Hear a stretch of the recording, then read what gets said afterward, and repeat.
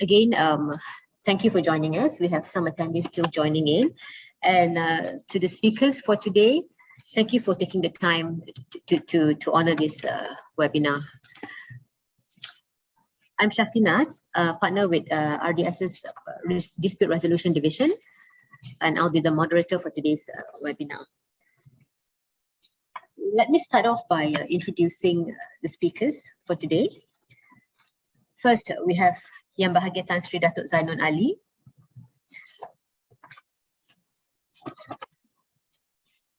Tan Sri needs no introduction. Driven by passion for the law, Tan Sri has held various positions in the legal and judiciary service throughout her career since 1976. Starting in 1976, Tan Sri was appointed as the legal officer of the Ministry of Labour and as well as the Attorney General's Chambers. And thereafter, Tan Sri was appointed in 1979 as magistrate in Malacca and shortly thereafter became president of the Sessions Court in Johor Bahru in 1981. Thereafter, Tan Sri had an excellent career and then served as a High Court judge from 1998 to 2001 and was elevated to the Court of Appeal in 2007. In April 2012, Tan Sri was appointed as the Federal Court Judge and retired as a Federal Court Judge in October 2018. No doubt, Tan Sri has contributed significantly to the legal and judiciary sector in Malaysia, including having delivered several landmark judgments as a judge of the FX Court. Yang Bahagia Tan Sri was also the first female chairman of the Malaysia Airports Holding Berhad, where Tan Sri served from 2019 to 2020. In addition, Tan Sri has also been a member of the Board of Advisory of the University of Malaya Faculty of Law, Board of Studies at Ahmad Ibrahim Kuliah of Law International Islamic University, as well as the Judicial and Legal Services Association. Thereafter, effective July 2020, Tan Sri was appointed as the Deputy Chairman of the Enforcement Agencies Integrity Commission. And in 2021, Tan Sri was appointed as one of the 5 judges of the Administrative Tribunal of the Islamic Development Bank of Jeddah, where Tan Sri was the only woman on the panel. Tan Sri currently sits on the board of Permodalan Nasional Berhad as a director and is now a member of the advisory board of the United Nations Global Judiciary Integrity Network. Thank you, Tan Sri. It's an honor to have you with us today. Our next speaker for today is Ms. Sharala. Ms. Sharala is the founder and Chief Executive Officer of the Center for Applied Data Science, CADS, which was established in 2015. CADS is actually the only one-stop data science integrated platform provider in this region. And Sharala has partnered with the world's leading data scientists to bring in the Data Science Center program in the United States called the Data Incubator into Malaysia, and thereafter launched the first Data Science Accelerator program in Asia in 2016. Sharala is also listed as one of the 200 most influential people in the field of information technology in the world. Yep. And in 2017, Sharala won the EY Entrepreneur of the Year Award in collaboration with the National Association of Women Entrepreneurs to bring the data for her initiative to encourage women involvement in IT and data science, while fostering comprehensive equality, diversity, and inclusivity in the technology industry in Malaysia, which at one point of time undeniably was dominated by men. Right, Ms. Sharala, thank you for agreeing to join us today despite your busy schedule. Thank you. Yes, that was a long intro, but thank you. Yeah, a lot of good things to say. Our third speaker for today is Professor Madya Dr. Farrah Imran. She'll be joining us soon. Yep. Professor Madya Dr. Farrah Imran is our first national athlete to have received the Surgical Professor Madya title from National University of Malaya, UKM. Currently, Prof is a senior lecturer and consultant plastic surgeon in UKM. And she's responsible for academia, administration, medical education, research, as well as clinical work. Currently, Prof is also the head of Plastic and Reconstructive Surgery and Burns Unit at UKM. Yep. Professor Madya has actually, she actively advocates ethics, principle, integrity, and she's a mental strength activist actually among her colleagues and students. Her various appointments in the national and ministerial region include being in the Malaysian Anti-Doping Agency Education Committee, Malaysian Anti-Doping Agency Results Management Committee. Prof was also in the National Women in Sports Committee of the Ministry of Youth and Sports Malaysia. And despite Prof's busy schedule, she also voluntarily serves on the committee of the chapter of Women Surgeons, College of Surgeons and Academy of Medicine in Malaysia, as well as being a member of the International Society of Surgery, and also a life member of the Medical Legal Society of Malaysia, and a life member of the Malaysian Society for Simulation in Healthcare. Yeah. Illustrious career, Prof. Prof will be joining us shortly. So since we already have quite a number of attendees in, we can start the session. Perhaps I'll start off with Tan Sri. Thank you. Tan Sri, you have spent around like over 20 years in the judiciary since you were appointed as Judicial Commissioner in 1996 until you retired as a federal court judge in 2018. I'm not sure if Tan Sri has heard this before, but I believe many others would have at least heard it once in our lifetime. The notion of like women judges are not quite good judges because they tend to get so emotional. What do you have to say about this, Tan Sri? Well, to me, that's a highly provocative question or statement to make. And you're very bold to have asked me that. But don't worry, I'm not going to flip. I will not be emotional about it. I'll answer it calmly and coolly. Okay. You see, I think let's touch base first and let's define what do you mean when you say getting so emotional? What does it mean really? And if that's the case, if it's true that happens, whether this will affect our judicial decision making. Is it a good thing or a bad thing? Let me, I think, say at the outset that there will be at least 3 occasions or 3 situations where you can see the judge in operation. You know, one, when the judge sits in a collegial setting with other judges to discuss cases, or on the bench in open court, or when the judge writes her grounds of judgment. So in these 3 situations there, you can see how the judge approached his or her case, sorry.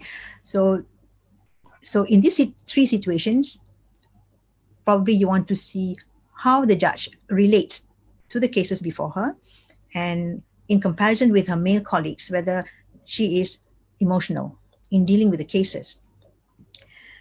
You see, I think for the longest time, all of us at law school, even and as we work, have this notion that judges must hear the cases without bias. We must be impartial, we must be completely independent, and there should be no prejudice at all. So therefore, we have to, imbibe this decision, this phenomenon that judges must exercise all these attributes. But I think I want to say this, but in all my 22 years on the bench, I've never come across any woman judge who is emotional, never. And they have been my colleagues for so long. In fact, I think the opposite is true. The contrary is true. Women judges have shown all the attributes which I can relate to, like a diamond, the 4 C's in a diamond: cut, color, and clarity. And carrot, well, we have the 4 C's as well. We are cool, composed, circumspect, and calm. So you see. Anyway, even assuming that women judges are emotional, I want to ask again: is that a bad thing, especially in making decisions? All right. You see, for the longest time, I think emotions have been regarded in contrast with reason to be like night and day, isn't it? You have to think with reason, decide your cases with reason, and not be emotional about it. Judges must be free from bias and strive, and we should strive towards impartiality in order to live up to the rule of law. That should be, we should not let our subjective idiosyncrasies come in the way when making decisions. But you see, I've come across a lot of writings, even from judges, from opinion writers, from lawyers even, to say that having an emotion when hearing a case is helpful. And I agree with that, because when we hear a case, you see, when a judge comes to court, and of course you have the legal text before him, he will be prepared with all the case laws and opinions and so on. But are we prepared to let him be completely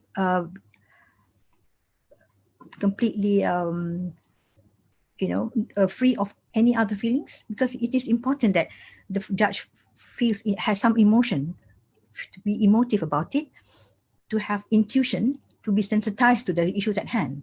Then only he should place himself to be in the skin of the litigants. It's not an easy thing. Of course it's not, but we have to do it. For otherwise, how would you know how to deal with a case? See, I think the whole thing is this, you see,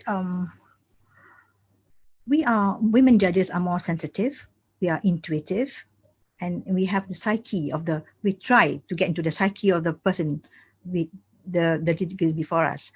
So I think case laws have shown that jurisprudence is more enriched as a result when we get into the cases with empathy.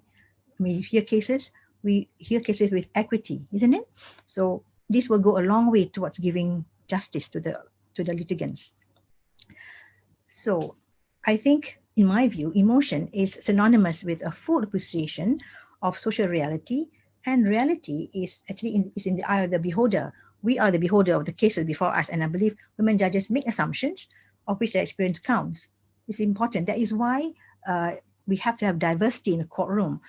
Of course, the laws are there. We will take care of precedents when we hear cases and so on, but we come on the bench with a different kind of perspective.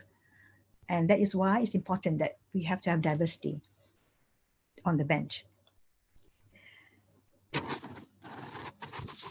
All right.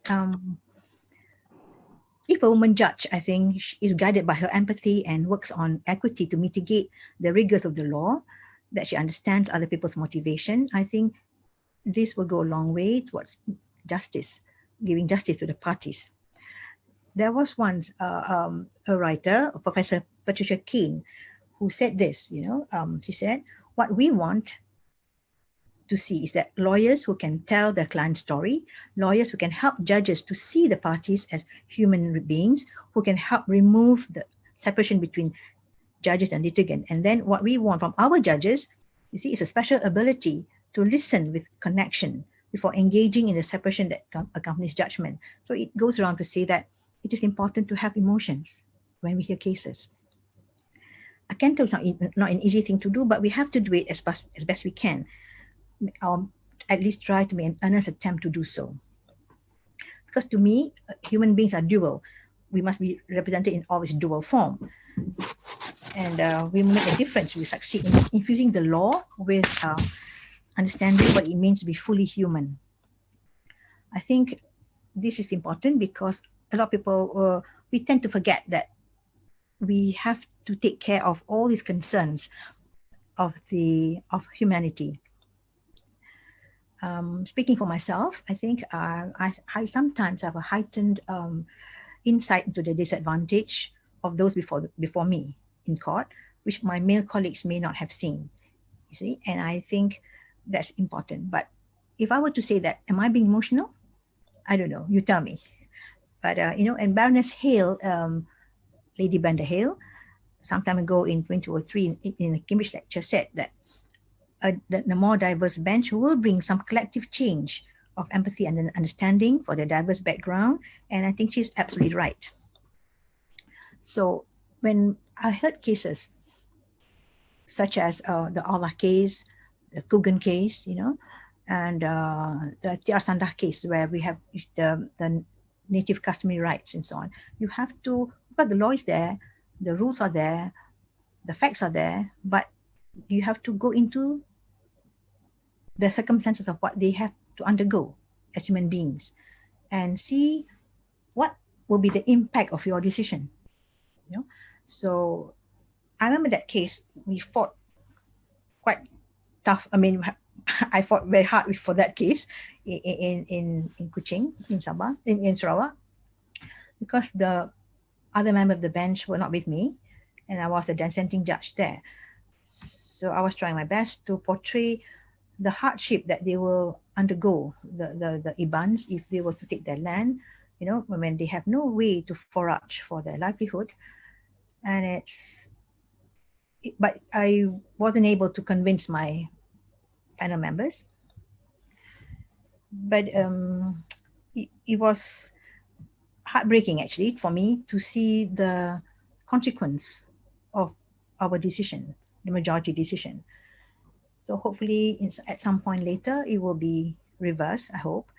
But back again to the question of why you say that women judges are emotional, so my question is it a bad thing? I don't think it is. It is good to be emotional, because you have to be, to have empathy and compassion for the litigants before you. You have to. Otherwise, then you will take away the justice if you are completely, sterile, I would say, about it. Mm-hmm. All right, so that's my answer. Thank you, Tan Sri. Very insightful. I want to sample a bit, because sure, it was a bit surprising that I hear that you get the same statement in the legal world, because I have had journalists ask me, women don't make great managers because they're emotional. And I remember asking the journalist, so who said that managers cannot be emotional?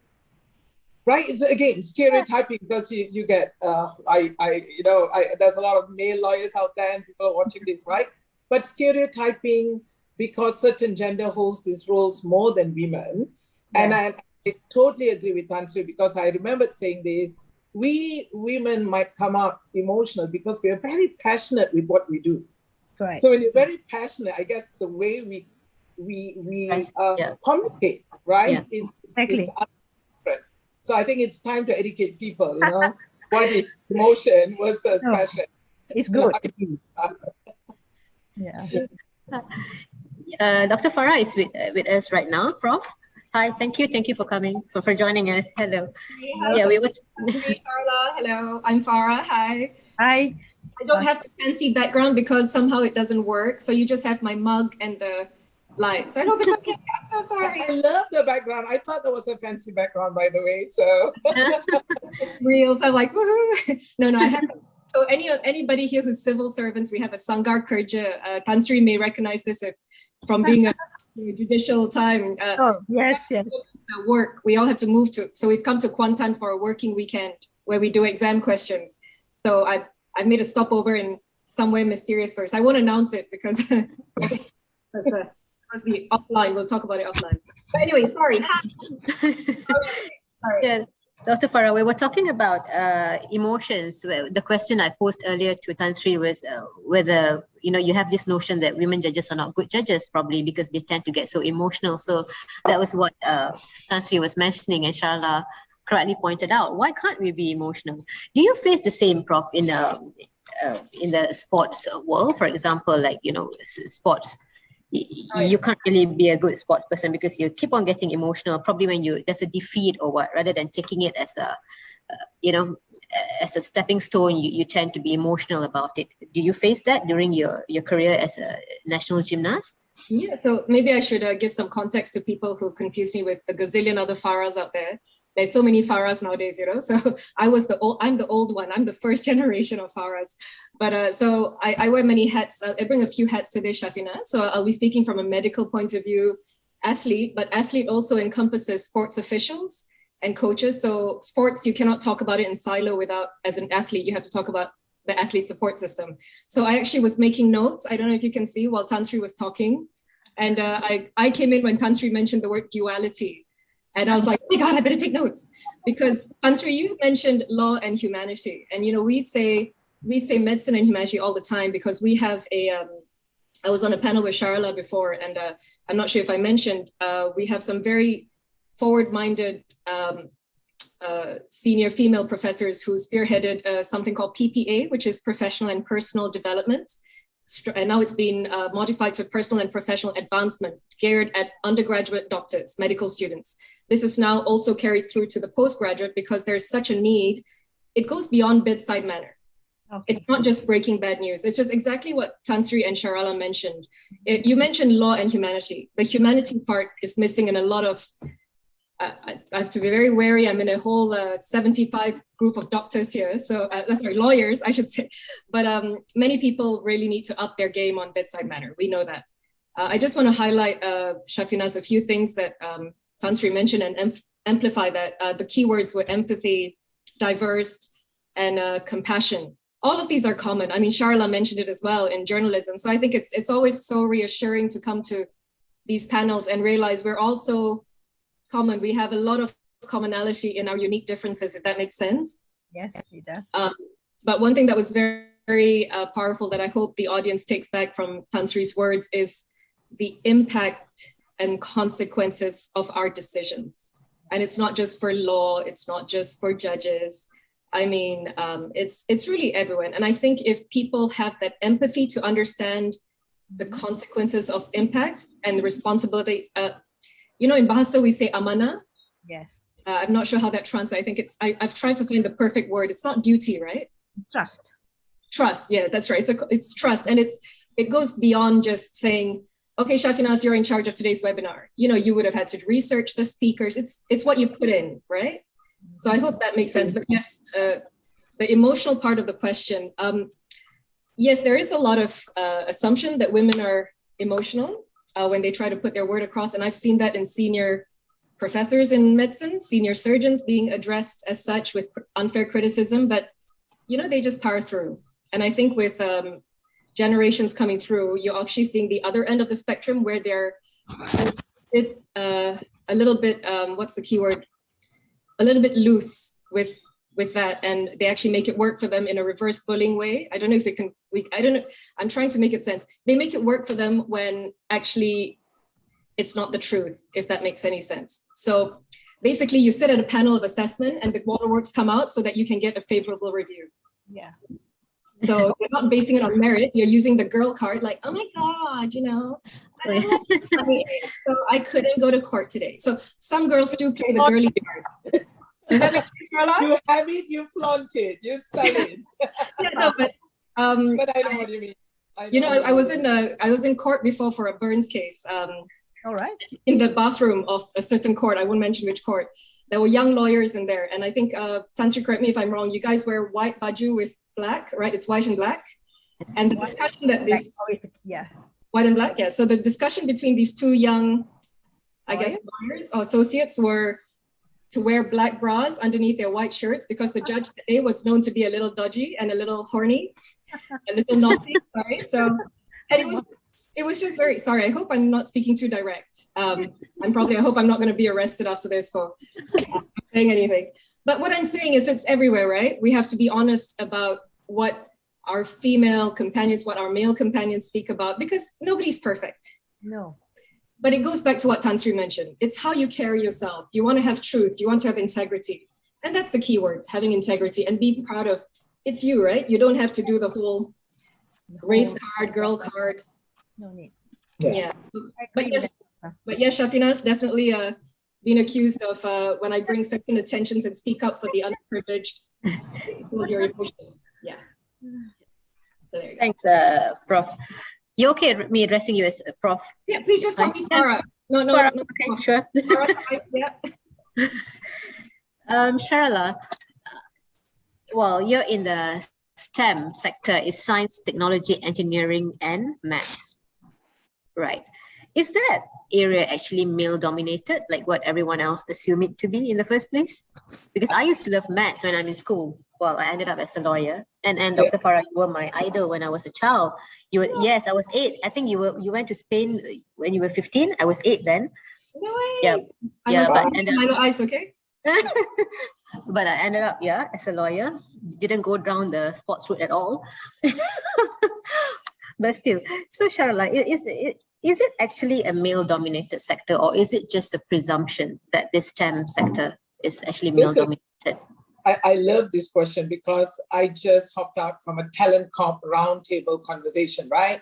The country needs more STEM, and so I take a different view about it. I come from a small town in Bukit Mertajam up north, and I talk about this a lot because when I told my mom I wanted to become an engineer, right? And you read that quite a bit because I think that needs to be spoken about because Indian family, it's lawyer, doctor, female had to be that, anything else is an Asian F, yeah? But when I told my mom I wanted to be an engineer, her main concern was who will marry me. That's all she worried about. Her obligation to me is get good education and get me married off, okay? And when I was in university, and I went to UKM, so that is my alumni. So, I'm a UKM graduate, engineering. And when I was there, I think there was like 300 students and there were 50 girls, okay? It's how do I say it, right? It's different. Girls also learn differently. I realize over the years we are wired differently, how engineering, hands-on stuff comes differently for guys versus me. I maybe shouldn't generalize all women, but, and I had to learn. And I had to learn that. That was an advantage for me to learn that. But today, I question this when they ask about, not enough women in STEM, we need more women in the workforce. But 70% of university students today are women. Okay, there's a big issue about boys not making it to the university. Now, women being in STEM, science, technology, maths, maybe engineering, not so many lah, but still the other STM, women dominate it. But you know what's the issue, Syafinaz? Women do not stay in the workforce. Okay, so for me, that's a bigger issue, right? I mean, I'm harping on STEM, where now I know women are the majority in the university. We are, we rajin belajar kan?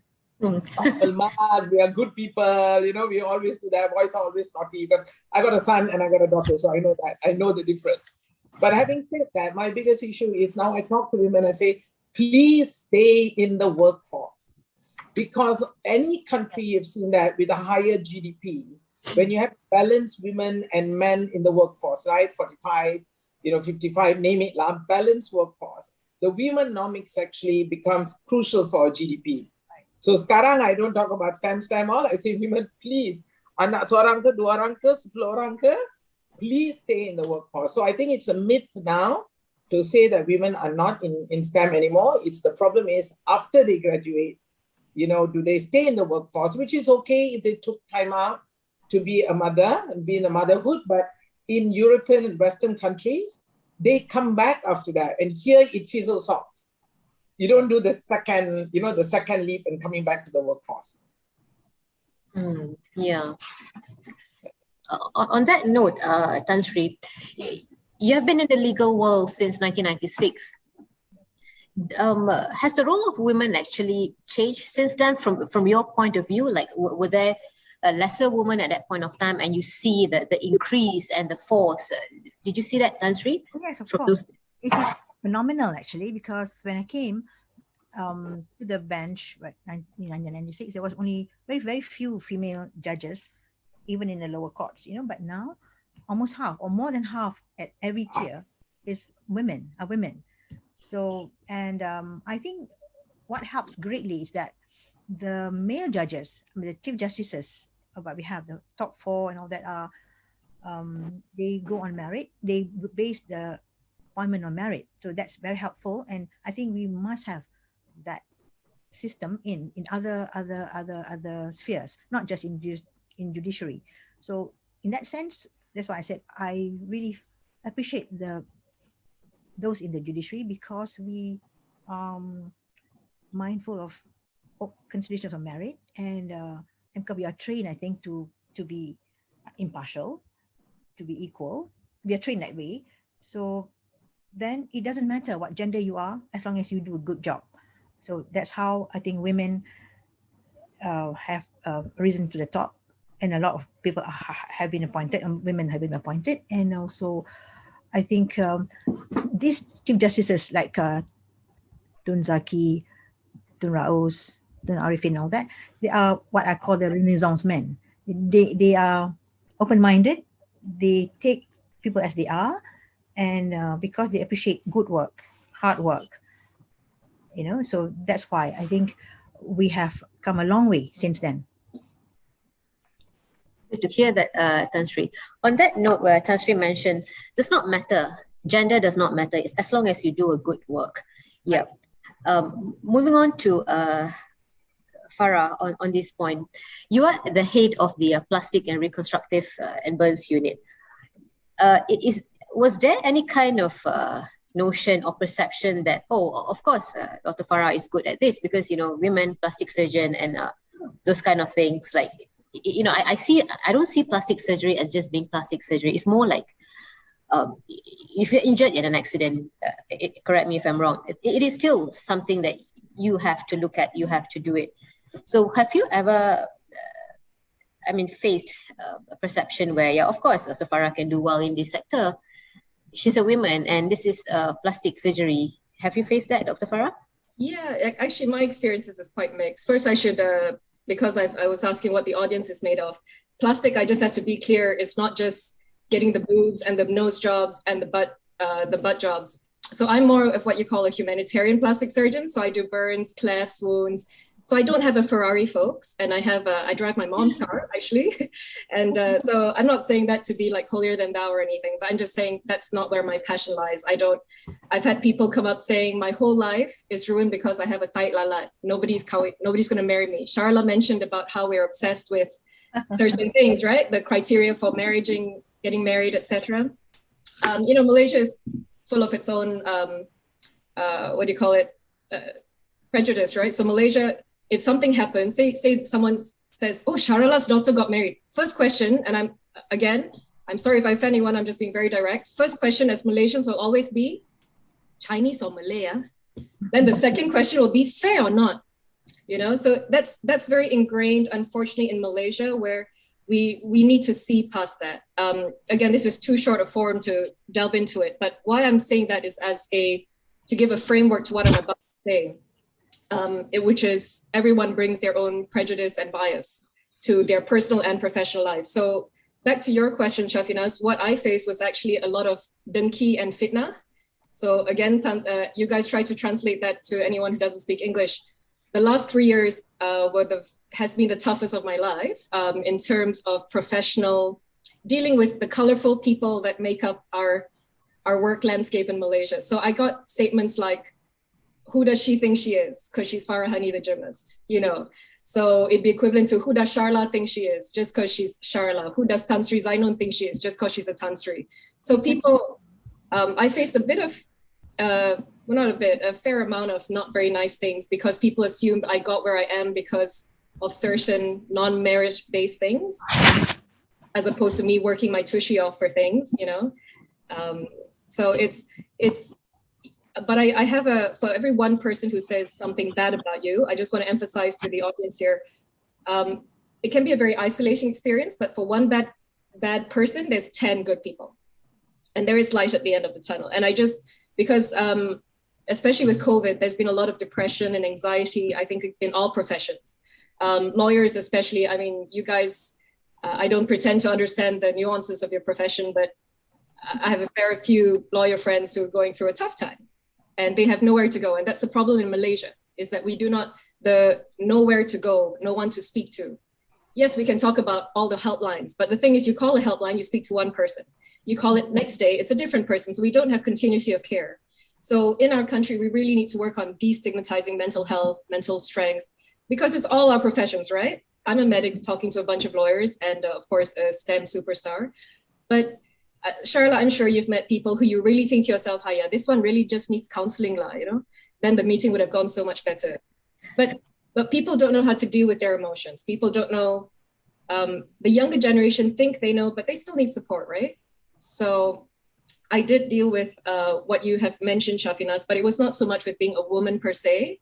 When I sought help for the situation I was in, then woman was an issue. And let me share this because it'd be interesting to know if it resonates with Tansri and Sharala as well, or indeed with you, Syafinaz.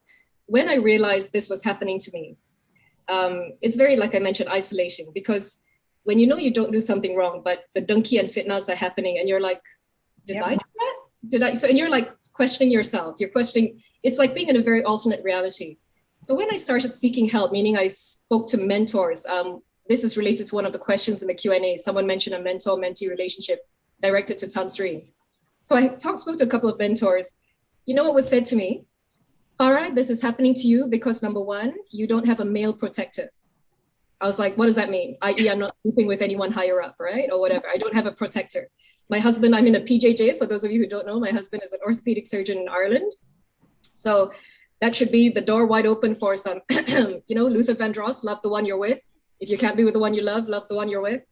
But no, I'm faithful to my hubby. But no, so apparently I have no protector, no male protector. I'm just me because I'm the head of the unit. And then number two, because I don't wear a tudung, again, I'm speaking very frankly, I'm free-haired. And then number three is that my husband's not in the country. And this is why it makes me an easy target for whatever was happening to me. So I found all that easy to deal with because I knew the truth, right? So how I dealt with it was just to keep my head down, keep on working. And at the end of the day, when you let your work speak for you, Tansri mentioned merit. Sharala, I'm sure mentioned it. She's mentioned it before in previous panels as well. But again, I just have to emphasize to anyone who's feeling lonely or isolated, if you know what you're doing, you have integrity in your work, you're gonna get through fine. I'm at sort of tail end of it. But yeah, sorry, Tansri, you were gonna say something? No, I agree absolutely with you. It's and the thing is, as cheesy as it sounds, it makes you stronger. Yes. I should emphasize at this time, just to share with people, I'm child-free. I'm 44 years old. We're married for a gazillion years, but we just never happened to have kids. We've been checked out. We're You can loan mine. I'll pay you to take mine for. Sharala, I would be a terrible mother. I can barely look after myself. You see, doctor and former athlete drinking Coca-Cola. Huh? I can see chocolate. Did she just want to give away her children? Yeah. I think being a mother is a particular noble cause, which I think I'm definitely not built for. Kitty cats and doggies, for sure. But kids, I'm probably not the best person. But the point is, in Malaysia, I get judged a lot for that, being child-free and 44, because most of the time I get told it's because I'm fat. So I don't know if you guys can see, I'm not that, I'm all right. I'm good with myself, but I always get told, this is what I always get told as well. Husband, you okay ke dengan badan you? And I'm like, yeah, I got the junk in the front and the trunk and we're good. It's all fine. But the key point I want to say to all the audience and to Syafinaz and gang is you need to be good with yourself. Whatever you're doing, whether you're a lawyer, you're in STEM, you need to figure out who you are, right? And that's an evolution. That's an evolving process. We're all different people from 5 years ago, 10 years ago. And when we recognize the beauty of evolving and that we have the challenges along the way, I think that's the beauty of life, right? And therefore then that goes back to the empathy point that Tansri mentioned, is that we're less harsh when we judge others. Yes. We're all guilty, I'm sure, of judging. You see some chickadee with like a super shorts walking around, you're like, yeah, that one asking for it. Then you're like, wait a minute, where did that judgment come from? But that's what we're brought up with, right? Some auntie you grew up with will say, look at that girl, how she dressed. Do you know what I'm saying? So we have a lot of unconscious stuff that's entered our mind as we grow up. So we have to put the work in to re-educate ourselves, like what Sharala mentioned that as well. Like Sharala being involved in the round table where everyone's like, yeah, more STEM. But what Sharala brings to the table is the ground, because she turun padang. So she's able to say, listen, folks, we have people in STEM, but we don't have people staying in the workforce. So in medicine, we say bench to bedside, means you do work in the lab, that's called bench.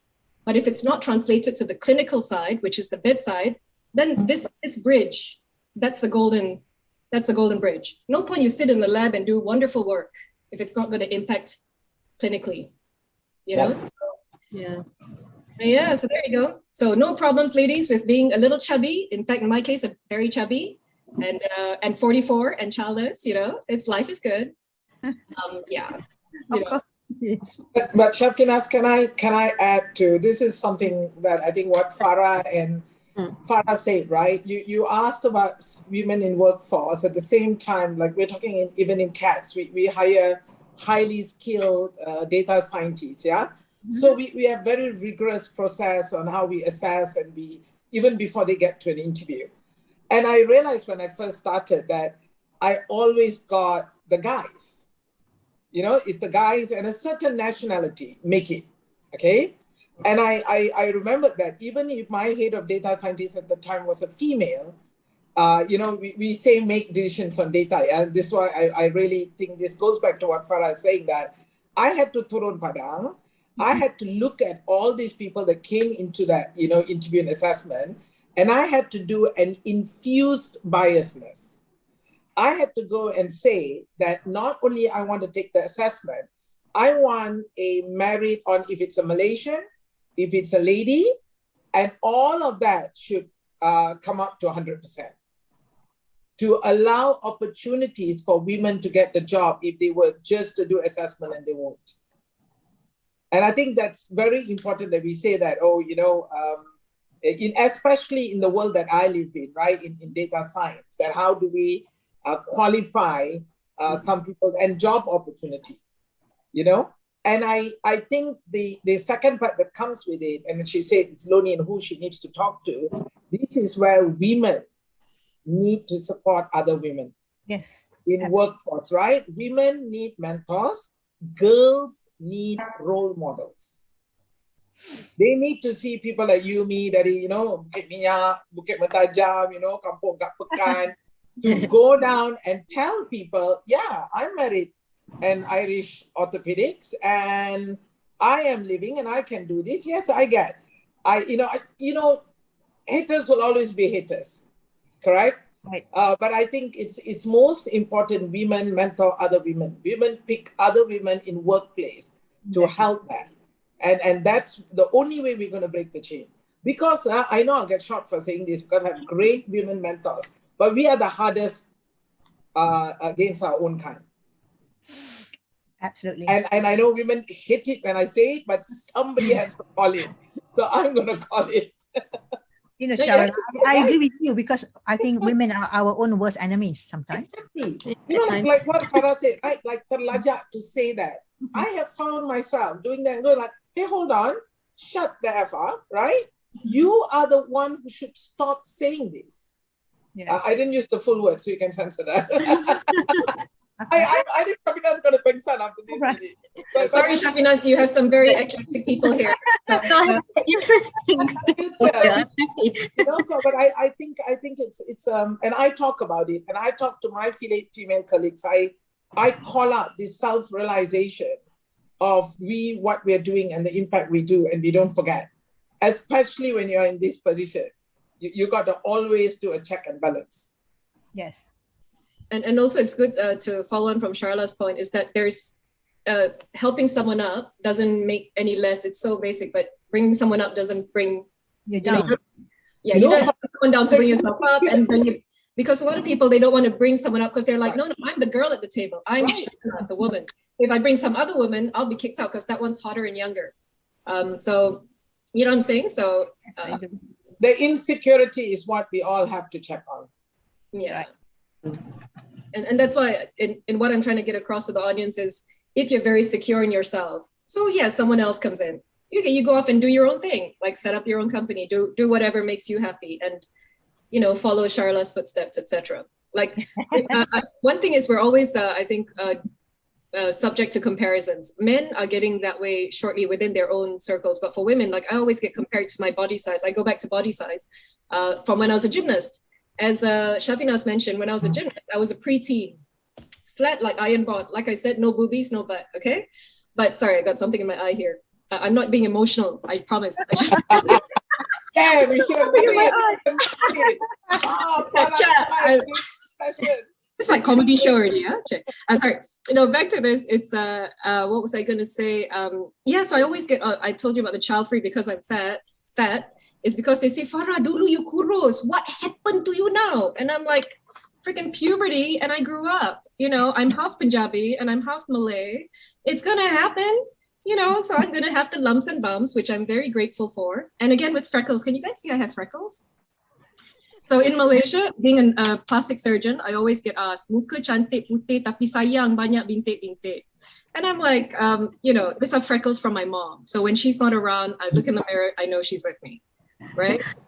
So in Irish culture, it's seen as cute, but in Malaysia, no. Because why? You're not one shade of white. Bodoh, right? Sorry. It has to be pointed out. Syafinaz, you have a tough time? Yes.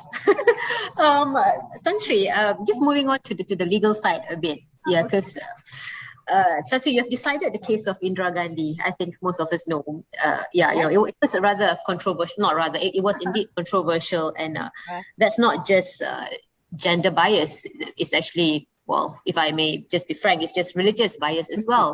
Yes, and Tan Sri, as a judge at that point of time when you decided that case, was there any, to put it very abruptly, was there any backlash, or were you just labeled as was there a particular label attached, and did you face any issues thereafter? Okay, Syafinaz, I was listening to Farrah just now.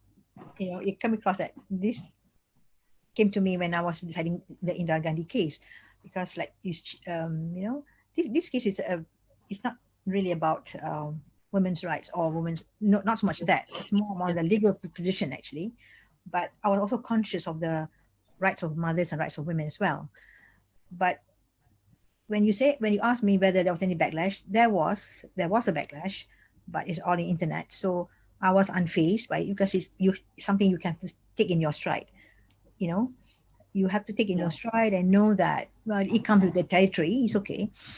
But because I'm confident and sure that what I did was correct, despite the sensitivities of the issue, it's important that we put this in place, that first of all, the issue is not about Islam. It's not. It's more about administrative law. And but more importantly, also the rights of the mothers must be respected, because she was given custody. If you remember, she was given custody, but it was taken from her willingly. And so my concern wasn't so much, like I said, the religious part of it. It's nothing to do with religion, but because we have to be conscious of the legal position of the two system of Sharia court and civil courts. And also the other aspect, there's many aspects of it actually. Bias against mothers, bias against women, which I was conscious as well. The other is bias against religion. So what came across, like I said, based on the backlash, is because people have said that I betrayed the religion, for not condoning the conversion. And like Farrah said, it was because they said, I don't wear the tudung, kind of thing. So it was really quite immature kind of position, taking that kind of position. But it's all right because, and someone even said in the internet that Tan Sri Zainun would be a penghuni neraka kind of thing. Okay. You're right at that point. Horrible. It was horrible. But like I said, we should be unfazed by all this, because like I said, what's important is that we have to make sure that the law is correctly placed, correctly interpreted, and the rights of mothers and rights of women are established. And in this situation, I think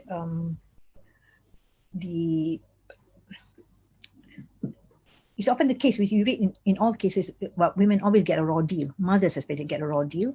And I feel that it is time that something must be done to ensure that this is put properly in place and establish that the fact that we cannot allow this to perpetuate. That's why the interpretation has to be done that way. That parent means both mother and father. that sort of thing, isn't it? So I think in that sense, I was happy that I did that decision, and I was very fortunate that the bench was unanimous as well. And these are all men, you see, on the bench, other than I. So Indira Gandhi was a good decision because although I must tell you that I took some months, longer than necessary, to do this case. It's not complex, not that because it's difficult, but because I knew of the implications, the massive implication that will come from that. And because of that, I did a lot of research and reading to make sure that I will not transgress any sensitivities that might come across, and try to minimize any concerns that might arise. But of course, they have, but still, yeah, I'm happy with the decision, and I hope that I think it will go a long way towards making sure that mothers and women's rights are protected, as you can see in recent cases in the federal court. Yes, that's right. At that point of time, it was very, very, how do I put it, like controversial. And after that, everything toned down. Yep. Perhaps we can take one question, and it's actually addressed to, it's not addressed to anybody, but I guess probably Sharala, maybe this one is suitable to be answered by Sharala. Do you, because you're in the STEM sector, yeah, as much as we want to stay in the force. You're going to ask me about the house husband thing, but apparently not. Yeah, go on. Because my husband just walked past, so. Oh, okay. Let's start with this with Sharala, and then probably we go to the house husband question. Actually, where is that? Okay. All right. This question: do you experience resistance when you're leading men? And then, if so, how do you deal with probably in your sector of industry? Is there such circumstances that you face? I had an aha moment. Okay. So I did not realize this. So at one point, my company had 60% women leaders. Okay. So what happened is, like we are emotional, that comes with drama, and I will call spade a spade, right? We deal with things differently. And I remember at that point, a male colleague of mine said this, yeah?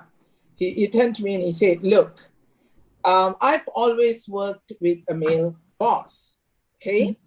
And I know how to deal with this. I've been brought up to be polite to women. So when you all are yelling at me or emotional with certain situations, I do not know how to react. Right. And I was like, whoa, okay. And then he goes, right, like men would have a heavy discussion and they would go for a drink and be done. We forgive. We never forget. So I had to work on that because it is not common to have so many female bosses out there, female colleagues who all have strong opinions, and the way men work is slightly different. And I had to work on that. In fact, I thought, oh gosh, I have to do a diversity course the other way around, right? Inclusivity for the men. And women have to think, and what we say and how we say it. And because we are strong women, we think like, I would say things and I will move on, right? But those kind of things sometimes linger on. So yes, I this was 2016, 2017. I had an aha moment, like as a leader or a CEO, like I did not see this coming. So, yeah. So I had to work on it. Right. In fact, this is quite, I do talk about it, and I don't know how females feel about it, but I do have, like my husband probably survived this Indian marriage and whole thing because he's a psychoanalyst. But having said that, this reality that I do is, am I being too woman about it? I stop and I check that. Like we are like, now that Farrah has opened up the floodgate, right? Like you're PMSing, you cannot let go of the smallest thing. And you're like, and people are like, no, come on, stop. Right? Walk away, watch Korean drama, whatever, right? You don't have to always get the bull by its horn. You don't always have to do that. And sometimes we think that, it's our character, we want to address it and move on. And sometimes it's okay. So I had to do a lot of, stop and self-reflect on what kind of leader I want to be, what kind of leader I want to be seen as. And it takes a lot of, stop and think moment. Definitely. Yeah, thanks, Sharala. Do you also want to answer the question on house husband? Since you highlighted it. Yes, introduce it. So it's this whole thing about who will marry me, right? And then I married at the age of 35 and I married late. But one of the things that's always been in my mind, and I have kids, I have successful friends who are stay-at-home mom, and there's always this guilt. Okay, this guilt about, should I, my friend went to Cambridge and did law, and she decided to stay home because her kids are, it's all about the kids. And, oh shit, am I doing something wrong? Should I be the one staying at home? And I remember this, Robert told me this very clearly: successful kids comes from successful parents. Right? Not parents. Yes. Exactly, right? And I hardly use this analogy, right? Monkey see, monkey do. I'm not calling my kids monkey, although most of the time they are. But this is the inspiration, like, I want my daughter to see me love what I do. I also think I would have been a nightmare mom and a wife if I stayed at home. And I think he's not telling that, but I will take it if he thought I would be fantastic being a great mom if I did what I did. So yeah, there's no house husband here, but Robert also runs his own business. And that's also the reason why we moved back, for the ecosystem to do that. And a lot of ladies that come up to me after a talk asking, I remember vividly this one girl asking me, I'm engaged to be married and I have this opportunity to start a business. How do I decide? And I remember looking at her and going like, why it has to be this or that? Right? For me, I couldn't fathom that, because if you want something, you go figure it out.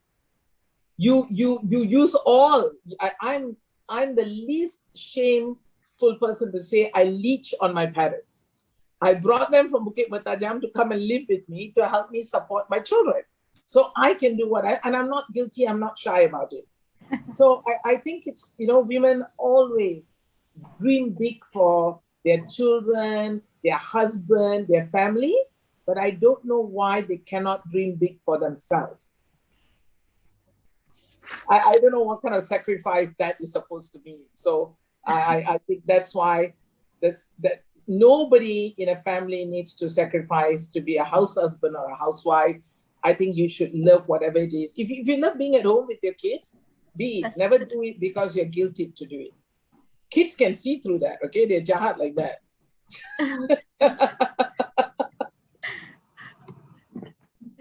Thanks, Sharala. Yeah, that's a good one, actually. Yes, I know. I'm looking for some interesting questions so that, since this is supposed to be a chill session. Well, so Syafinaz looks, I just carrying on some points from Sharala and Tansri. Sure. I love how they mentioned, so the concepts of laws and governance doesn't just stop with our legal and judiciary system. Yeah. It permeates through everything, right? But it's how you want to adopt that as part of your daily accountability. I go back to integrity. But a lot of people, they do the whole, do you remember a long time ago, that was the custom officer, close one eye? So a lot of people would prefer to not think about governance, not think about the legal side of things. What is the right thing? Actually, in life, it's very easy to know what is the right thing to do. This is my fundamental thing I would like to convey across. I mean, you've heard it in various angles from all the speakers today. And the thing that Tansri mentioned that is also very common in medicine is anticipation of complications. So Tansri, you mentioned how you took a few months to prepare. Yes. And that's something I try so much to explain to trainee surgeons, not medical students, because they're still learning. They're not, the maturity is not there yet because they're still learning about disease. When you become a trainee surgeon or a trainee specialist, you're learning not just how the disease manifests, but how to manage the different ways of managing it, because it's not just one way to manage anything. Same in legal, same in STEM, same in most things, right? You want to goreng pisang, it depends how much sugar you want to put in. This chef will cook it this way, this person will cook it that way. The anticipation of complications requires preparation. Yes. So I always tell someone, a surgeon is more than just operating. Any monkey can operate, to use Sharala's monkey analogy. Monkeys are very popular today. You can actually train someone, right? You can train someone, cut here, cut there. If you see this, then you cut that. You see that, you clip that. But what makes a surgeon is the pre-op, intra-op, and post-op, meaning what you do when you encounter different things. Same with legal, halfway through the discussion, the prosecutor throws this, the defense throws that. How do you adjust, right? But the thing is, people don't understand that. They're like, no, I'm a surgeon, means I must cut. Yeah. Or else one of the options we always should tell a patient when they talk about their options is fully conservative, meaning no surgery. That's always, and the thing is, I do have colleagues who say, oh, that's a very woman thing to say, Farrah, because, you take history like a woman, like a psychiatrist. I should quantify that, because surgery is a very male-dominated field. It's surgery and sports leadership as well, which I was in as well. Very male-dominated field. So what Sharala described with her experience with male leaders, I have that in when I was a little stint with the sports leadership, which really was very eye-opening and very disgusting to sit in a meeting and see how it. I'll give you an example. After a certain meeting, there was a certain chap who was sitting down at the coffee shop, because had to have coffee or makan after that.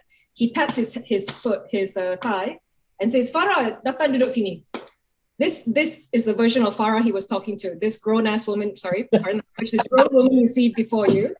I don't know him well enough for him to do that. It's different if I'm actually okay with if it's someone who you're very cordial with, but the fact that he thought, she's a gymnast, so maybe she's, whatever. And I was just like, no. But I just didn't acknowledge it. I walked away. But the point is, people don't realize, and especially certain people who are in privileged positions, I have to be careful how I phrase this, what they may not have earned the correct way, but it was entrusted upon them. They think it goes into their ego. So they think they can carry themselves with egoistic narcissism, if that makes sense. And we have a saying in surgery: a good surgeon knows how to operate. A better surgeon knows when to operate. But the wisest and best surgeon knows when not to operate. I'm just going to let that, just with you guys for a while, because because it goes back, because that requires maturity and it requires control, right? And for the younger audience members here, some of you may know about how Meghan and Harry are crafting their own way, creating their own way because of whatever they have faced in the UK. Now, I have frequent discussions and debates with my mom, because she's very pro-royal family and I'm very pro-Harry and Meghan. So because Meghan is mixed race, like how I'm mixed race, and a lot of issues that they face as a couple, it's almost, of course, on a much smaller scale, it's what we faced. So I faced a lot of opposition marrying my husband from both sides, because he was white. Why Malaysia not good enough, is it? I got a lot of that. And it became worse when we didn't have children, because the worst thing was some aunties who chuchok my mom to say, this wouldn't have happened if she married Malaysian, because white sperm is not good. And I was like, it's hard to discuss that. So just like how Sharala's a sort of a counselor, unofficial counselor for women in STEM, I do want to make sure to anyone out there who is either a divorcee, you're a single person, you're not the 2 + 5 kids, 2.5 kids, you're not in that family setup, there is nothing wrong with you. I just want to make sure everyone gets it, whether you're female or male, because when people can't have children, the women, first of all, gets blamed, but the men gets a lot of statements from other men. And if you're Malay in this country, you get told, marry a second or third, they will give you children. Yes. And if you're a man who loves the first wife, it takes a man with big kahunas to say, no, man, I'm good with this one. And we're in love and we're good. We'll make it work. Kids or no kids. But most people will take got ticket, hall pass to get a number 2 or 3. If that's what rocks your boat, do it, But I like what Tan Sri mentioned, I would get accused of being when you talk about religion a certain way in this country, you have to be very careful. Yeah. So with my opinion, That's one of the reasons, Tan Sri and Sharala, I was troublemaker, Can see that. That's while you're choosing the question, just as Sharala had mentioned about reflection. Right. I just want to say that that's a very important skill. It was so painful to hear you say that, Farrah, like the part that you said that this is what I tell my team that not to do, right? Because I was told when I worked for someone, don't grab attention to yourself, keep your head low and do your freaking job. Yes. And when I started the company, anybody said that is fired. Because there's always a kuti shah in that group that wants shy. So it's always about me. Right? So that is why it was so important that, it broke my heart when I had to say that. That's what I do. I keep my head down. No girl or guy in this time and era should do that. If you're good in what you do, people should be there wooing you. Yes. Haters will always be haters, right? And like I have no time for them. But reflection is important, but haters will always be haters. But the reflection part is good because so anytime I've had something adversarial, I tell everyone they have to do this. They have to look at their weaknesses first before see if there's any merit in that criticism of yourself. We cannot be so naive to think that we're so perfect, right? Not naive, not narcissistic. But you also a challenge to all the audience is that if you're in an argument, you need to be able to put yourself in the person you don't agree with shoes. If you're not a Trumper, you need to be able to see what Trumpers would say, if that makes sense. And that's very difficult, right? That's a skill. Sorry, I know Syafinaz wants to get through the question. So I was just like looking at the question for Tan Sri Zainun, which I think really relates to what we were talking, like, women should help women to grow, to go further. And while this question may not be just about women, because we are breaking the bias here, right? So Tan Sri, what do you think about this mentor-mentee relationship in the young associates and senior counsel, or between legal officers and senior officers and judges? Because I think the issue is sometimes we lack that mentor-mentee relationship or the guidance. Right. Well, it happens even to lawyers in the firm and those things. Yeah. Okay, I will not be an authority to talk about counsel and in-house counsel and so on. I can safely say I can speak with authority when it comes to judicial legal services. So, well, I think it's a very important concept to have. We don't have it, actually. We don't have a formal mentor-mentee structure in the judiciary. But what we do have is an informal one. And that's already good. Because when I was in the judiciary, I had one or two mentors, and they are women. They are Tan Sri Siti Noma was my mentor. Oh. Yeah, she was the first CJM, Chief Judge of Malaya. She took me under her wings and gave me a lot of confidence and helped me, supported me to make me feel comfortable, because it can be unnerving. It is. Of course, you can think that it is easy enough to be a judge. It is not. But for the first time, when I was on the bench, she was there to help me. And not only her, when you say about breaking the barriers, it's just not big with women. In her case, she helped me, but there were other male judges who were also helpful, So it's not just being mentor-mentee with women. Although I do believe that if we are in a position of power or authority, women leaders, we must try. Reach out to the younger ones to make sure that they are comfortable, that they are adjusted in what they do. And I do that because I've had this experience with other judges, like Titi Noma, Datuk Gopal Sri Ram. He will plonk his books on my table and say, Zainun, read this, kind of thing. And I will read and say, okay, look at this judgment and look at that judgment and see how you can do better than this sort of thing. So that was good. And I really appreciate those who have helped me. So that's why, because of this informal structure we had in the judiciary, I think it has helped me a great deal. And when I became a senior member of the bench, I took on this role to help others under me, not just junior judges, officers, because officers will be our future leaders. Legal officers in the judiciary will be our future leaders. They will be High Court judges later on. And it is important that they inculcate the sense of accountability, integrity, respect, and so on. And also, not only that, they also have to balance their knowledge of the law with how to interact in society. Because in our culture, Asian culture, we are always very self-effacing, isn't it? And we are diffident, very diffident and shy.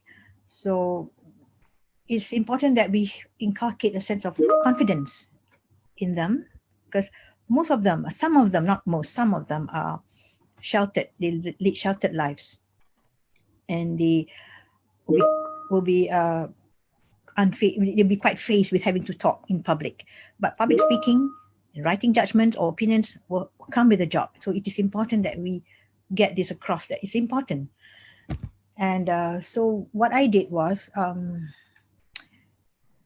I told the Chief Justice that we have to do something about this. And the best way would be to get someone from an organization to help our officers, to be better, to be more proficient in English, for instance, because the education system is that we are lacking in that area.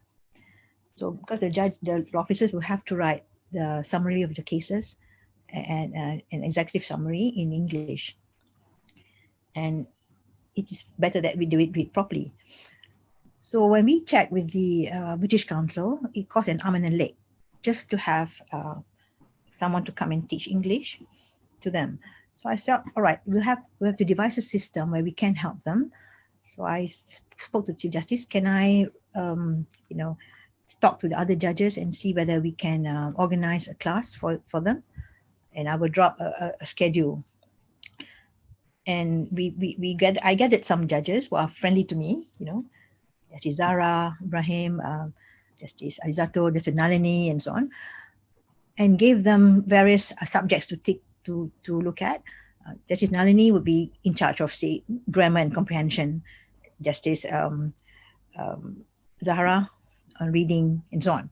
So I took the best part. I took literature. Okay, so we devised a system where the officers will then sign up, and we make it compulsory actually, but we will devise a system where whenever the judges are free, when they're not sitting, they can call the officers to go to any of the courtrooms, and we have a class.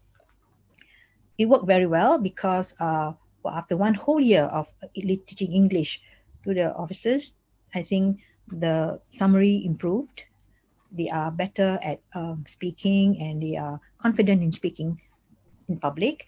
And in my class, I taught them various rudiments of English literature and poetry and so on. Not so much because of the language. It is important because language and the law is always together, right? Synonymous with. So how you interpret the law is also how you interpret legal text, literature. And especially Shakespeare and plays and so on, a lot of legal texts are there. And for instance, Merchant of Venice, you can see that all the issues of literature rise, like the contract, public policy, and so on, it's all there. It happened in 100 years ago in Merchant of Venice, or Measure for Measure, or the Tempest, or all these are all important for us to interpret. So I think, so I went through very generally with officers to ask them to see how they can look at the text and analyze the legal, literary text, and see whether they can relate it to what they do and in the legal opinions. So then their sense of interpretation is heightened.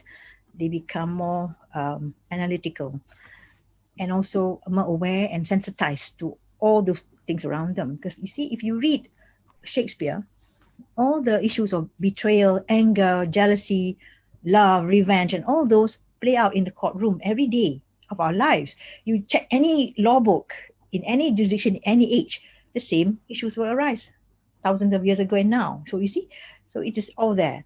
So human nature is universal, I think, and it is there. It doesn't change. So it is important that they understand this. This one I say, when you say that a judge's is emotional, you have to be, to understand the psyche of the litigant before you. You have to, and to understand what goes on in their minds. Then only you can decide correctly. Yes, exactly. It's not a disadvantage to have some emotions when you're deciding at Far all. from it. Far from it. Far Of from it. course, you have to balance lah. I don't want you to go crazy. Janganlah. No, you know, you have to Throwing balance. books. No, you have to be controlled, composed, like I said, But at the same time, it's important to have all these. So, and we had a lot of fun actually, because then because of the interaction with the officers in the judiciary, both men and women officers, and also the judges, we had our own interaction with the judges, and so the mentorship doesn't come only from women judges, it comes from male judges as well. So that is why I said I really appreciate being in judiciary, because we are very inclusive in our mentorship program, although it's like I said, it's not a formal one, but it worked. It goes a long way towards making us all better persons.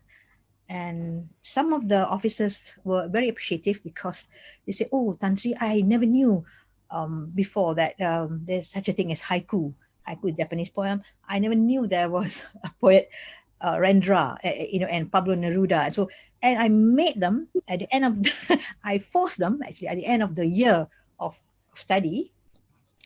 I said, "All right, guys, you have to break you into groups." I talked to Chief Justice Tun Arifin. Let's have a competition with there were 112 officers. We divide into 5 groups. So each group will be given a play to recite, a poem to recite, and so on and so on. And we had a competition, and it went very well, because everyone was so competitive. They wanted to make sure that they win. So I said, okay, I gave an email. If you want, so I said, all right, Group A will do Midsummer Night's Dream. Group B will be doing Julius Caesar, and so on. So, and different. That's interesting. Very interesting. Yes. And they were bonding well as well, because otherwise they're so far too busy to talk to each other. But because of the competition, they had to get into action and got into each other, to speak to each other and practice together. So it was really good. And because of that, they overcame their shyness. They overcame their, insecurities. And they were able to speak very well publicly. So I was very pleased with that. And we made it for the years that I was there, we made a yearly event. We call it the English Day.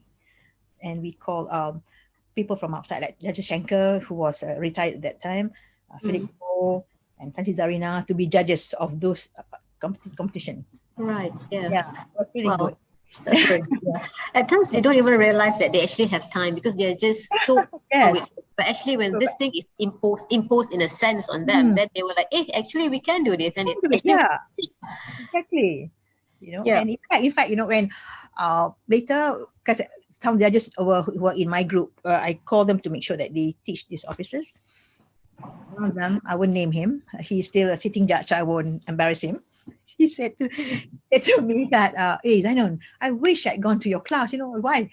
Because he was overseas, and every year, for a few months, and in UK, of course, it is normal practice to have every weekend when people meet in have dinner and coffee and cigar and all that, pot and wine and all that. Normally, they would then sit down. Someone play the piano and someone will recite the poem and so on and so on. That's a culture, I guess. So then he said, every week when that happens, this judge said, I will slide down to the couch and wish and pray that no one sees me. That no one calls me out. No one calls me out to say, "Come on, you better recite the poem or say something." So I said, okay, so then how did you escape all this while? So you never got to do anything? No. How do you escape? Oh, I baca ayat kursi. So, so what's really Okay. Goodness. I was That's so, not so what I'm trying to say is that it's important for us to be confident about writing anything, and I'm very happy that officers are now able to, off the cuff, can recite a line from Hamlet, for instance. Isn't it great? When they didn't have any clue before, this sort of thing. So in that sense, I'm very happy that I mentored those people, those officers, and they still keep in touch with me, even though I'm retired, and say that we are doing this or doing that, and can I ask your help? And I said, sure, of course, and that goes a long way as well. And like I said, all the lady judges were, because you had to have someone to start this going, and then only it happens. And I think right now, the good mentors in the federal court, like Dr. Mary Lim, I think, Dr. Justice Nalini, are all good mentors. I think they have undertaken this task very well. And so I think it's important that we help each other. Thank you, Tan Sri. Yeah, very, very insightful sharing. So we have like a few more, like 7-8 minutes. I think the main issue that we face as a woman is work-life balance. I think at times that question is posed to us many times, whereas an equally busy man won't get that question. Yeah.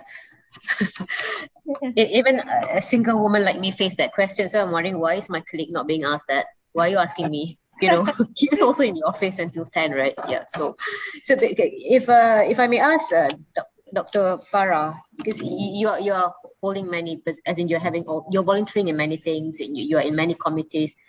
Do you face this question, and do you think this is even a relevant question, or is something that people tend to have perception about, like work-life balance towards a woman?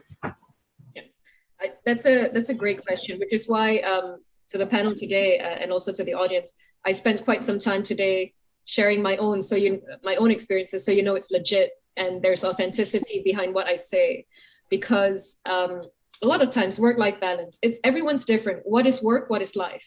To somebody, life is doing a wonderful job in the office, and they actually love staying a couple of hours overnight. Like Tan Sri mentioned, if Tan Sri Goparan put the books there, she's not going to take that home. Maybe she was going to stay and read, and that brings joy.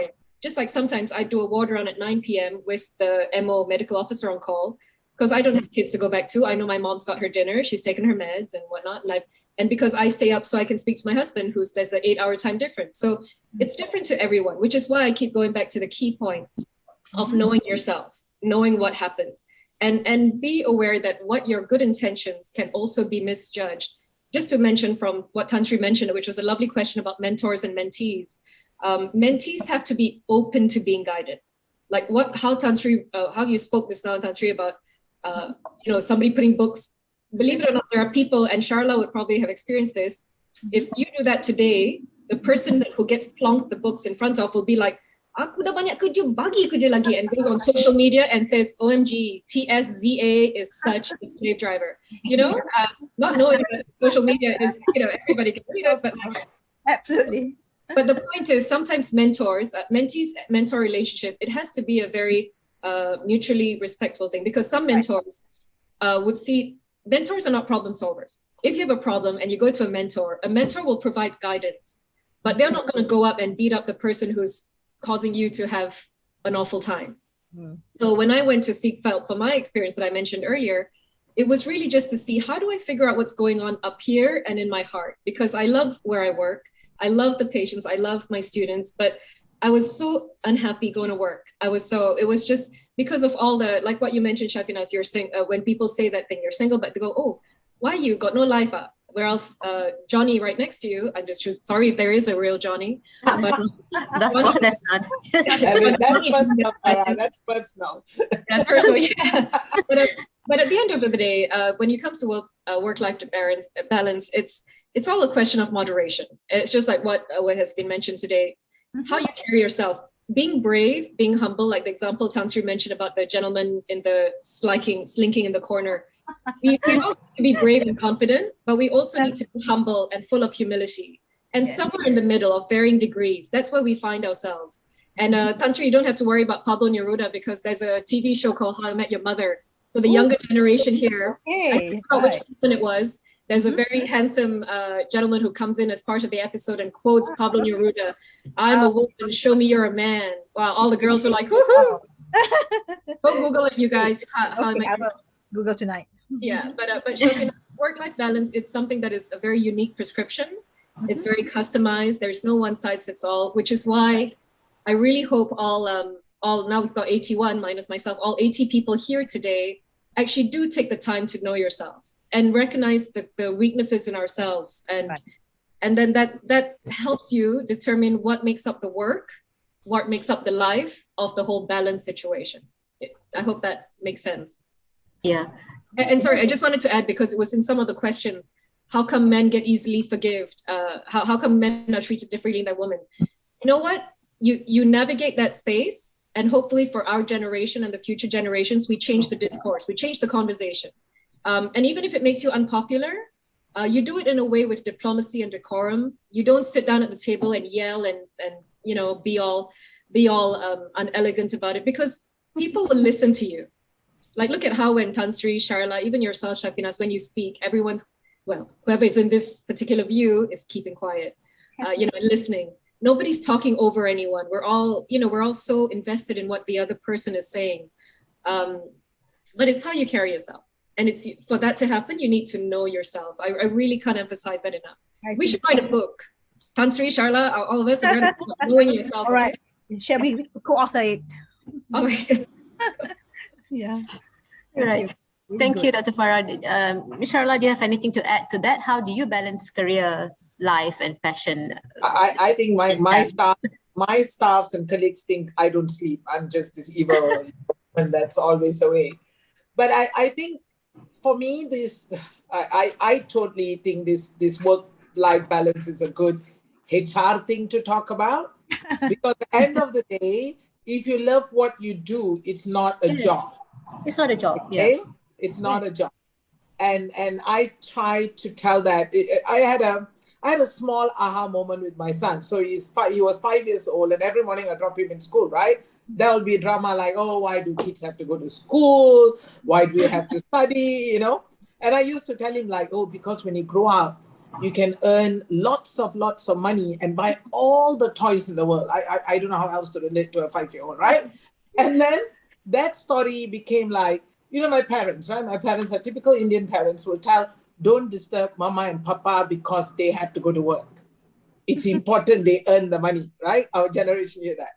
So then the drama continued the morning going like, so why do adults have to go to work? Why is that you all have to earn money? You know, and that was a moment it hit me that I don't go to work because I remember I squat down to his level and say, Anton, mama goes to work because mama like what I do. You know, even for me, it was like, hold on, it's not what my mom used to tell about that, right? Don't wake him up. He's the breadwinner. You know, it was not. The narrative wasn't that. And I think for me, there was a realization that, and I tell all my team, all my colleagues, that the day that you get up from bed, like what Farrah said, and you go like, shit, I have to see so-and-so's person's face, you need to come and have that conversation. I'm very clear, no matter at what age, nobody should go through that. Stop whining and bitching. If you are in an environment like, you know, my friends, right? They come over, boss, I go like, come on, you pave your path. If you're good in what you do, you will get it. And I think that's exactly what Farrah did, right? Like, hell, I love what I do. The environment is toxic. What else can I get to? Either I change myself or I change the place I work. Actually, Sharala, that's one of the questions in the Q&A session. It's about, I think, something about how do you introduce change to ideas that are new and unpopular? Mm-hmm. And I think that's a very good way to follow up from what Sharala said, because it's in a few of the questions.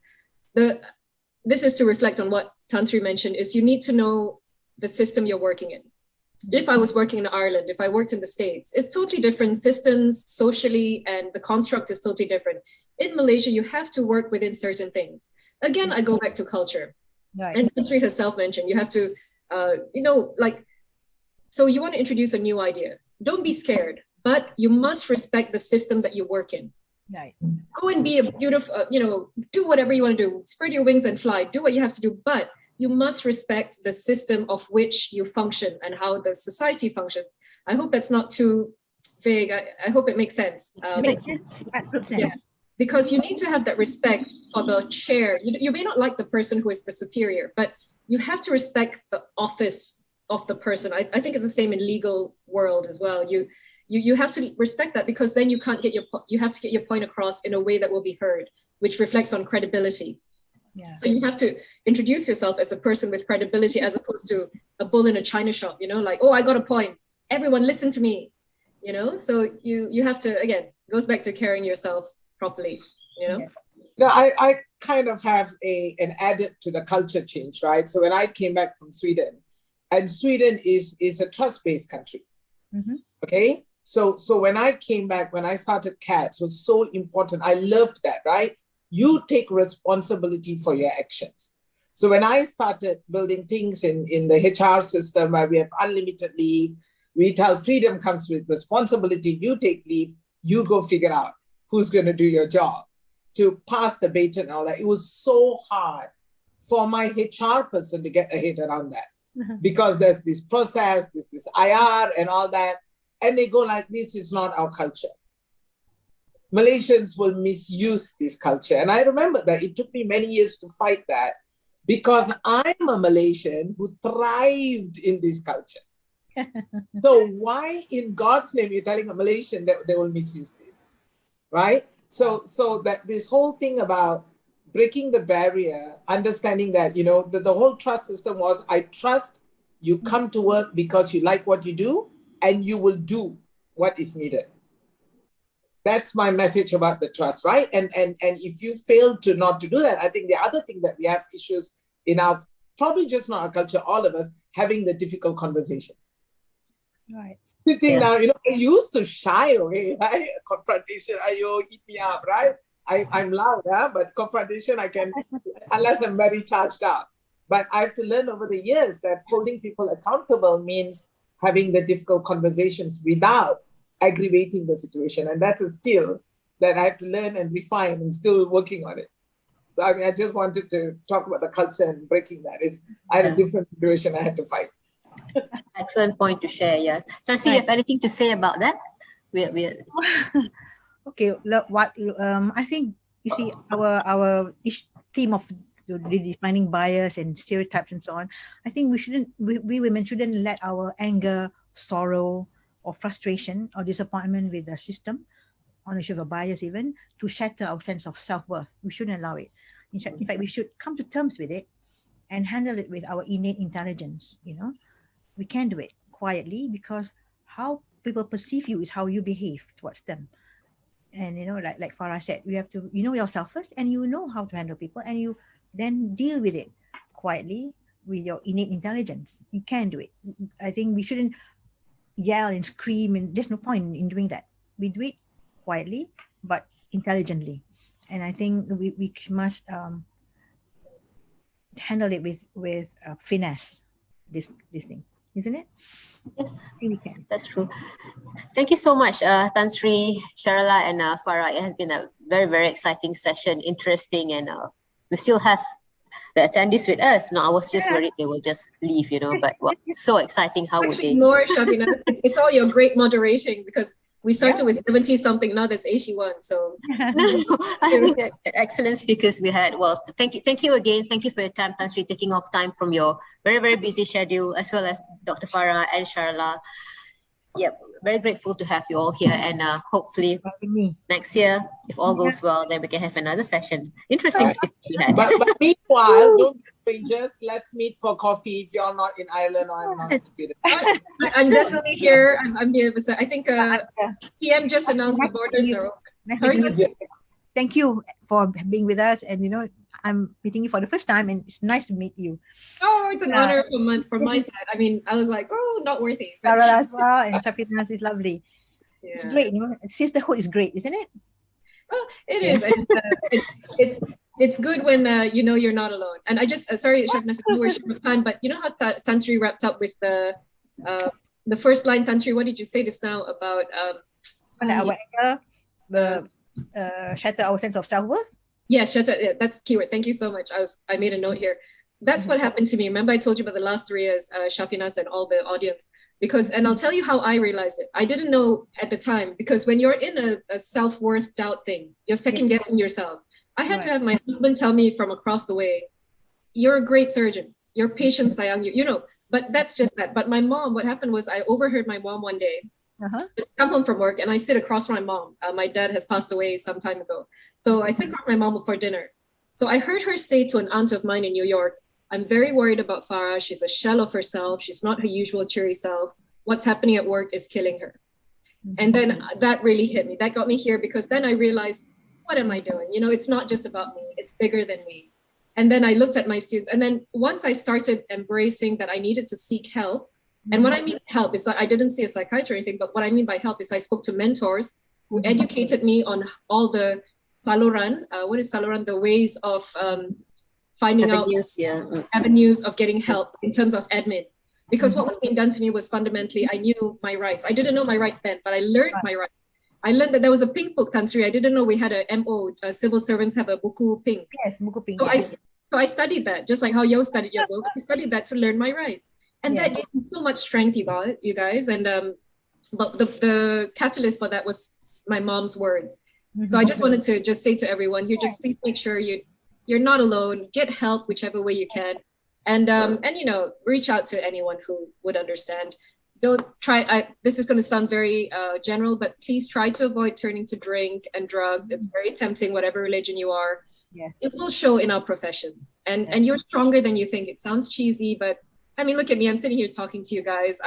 You know, it's some things that was said about me were very unpleasant. I'm sure for Tan Sri and Sharala as well. Right. And you get through and you're stronger. Trust me. Now I'm not Teflon yet, but I'm getting there. And God has a way of doing things. I get patients coming in saying, no, we only want you. You know, things happen. Is what I'm trying to say. So please stay strong. Okay, stay strong and live a full life. Thank you. Thank you, Dr. Farrah. Thank you, Tan Sri. Thank you, Sharala, for being with us. Thanks, everyone, for attending.